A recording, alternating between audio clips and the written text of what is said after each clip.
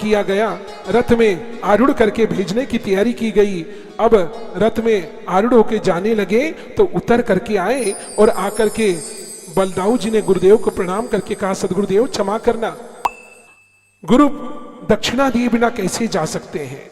गुरुदेव ने कहा, मुझे गुरु दक्षिणा नहीं चाहिए, पर हम तो देंगे, जो आपकी आज्ञा होगी वही आपके चरणों में समर्पित करेंगे।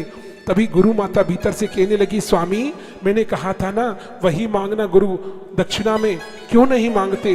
तभी कन्हैया दौड़ के गए और गुरु माँ के चरणों में बैठ गए।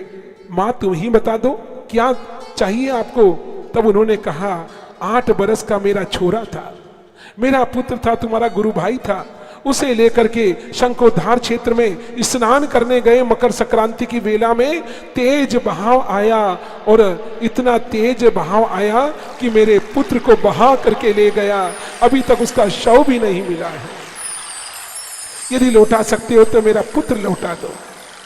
दोनों भाई गए, शंखोधार नदी में प्रवेश किया। जैसे ही वरुण देव ने देखा, उठ करके सिंहासन से खड़े हुए चरणों में प्रणाम किया। आज कैसी कृपा की भगवान, शेषनाग के अवतार शेषावधारी और स्वयं त्रिलोकी के नाथ कृपा करके मुझे आज दर्शन देने पधारे हैं। कहो मुझसे क्या बंदगी में चूक रह गई। द्वारिकाधीश ने कहा कि क्या तुम छल कपट सीख गए हो, तुमने हमारे गुरु भाई को बंदी बना लिया। कहा मैंने नहीं बनाया, तो फिर किसने बनाया।